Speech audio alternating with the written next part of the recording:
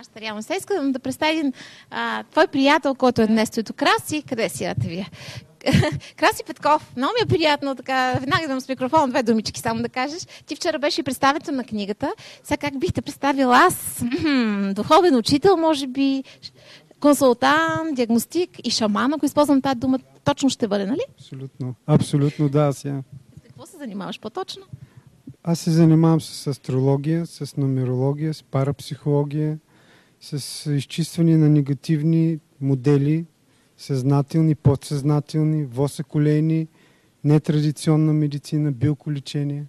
Всичко в сферата на шаманизма. Кажи, как чувстваш атмосферата тук при нас в студиото? Всичко е много чудесно и много прекрасно и радвам се, че има такова предаване. Благодаря ти на теб. Значи аз мога да кажа, че ти има Фейсбук, който се интересува, може да се свържи с теб. Краси Петков Фейсбук. Абсолютно. Краси Петков Фейсбук, точно така. Ние сме приятели с теб и така е хубаво повече хора да те опознаят. Как би представил Калина? Каква е тя през твоите очи? Защото знам, че се познавате. Днес тя прави своите така стъпки в студиото ни в нашето предаване. Значи, за Кали искам да кажа някои неща.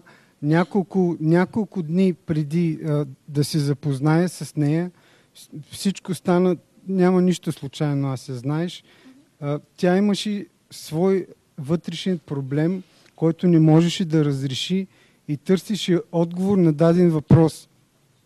И тя няколко дни ми сподели, след като се запознахме с нея, че е търсила, така да се каже, отговор на нейния въпрос.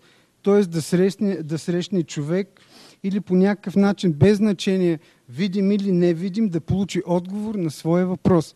И какво стана? След няколко дни, може би 2 или 3, тя може би ще ми помогне и ще ми каже точно. Тя съвсем случайно в интернет намери една моя обява. И тя ми се обади и ми попита: Краси, имам така и така проблем, издавам книга, занимавам се с такива неща. Би ли ми казал какво да правя? Тоест да й дам някаква насока. И аз си направих една 20-минутна консултация по скайп и се оказа, че всичко това, което й казах и това, което прави, е едно към едно. Тоест тя получи потвърждение на своите думи и на това, което искаше да чуе и да разбере за себе си.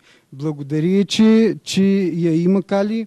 Благодаря за тези хубави думи, които са написани въобще за цялата книга.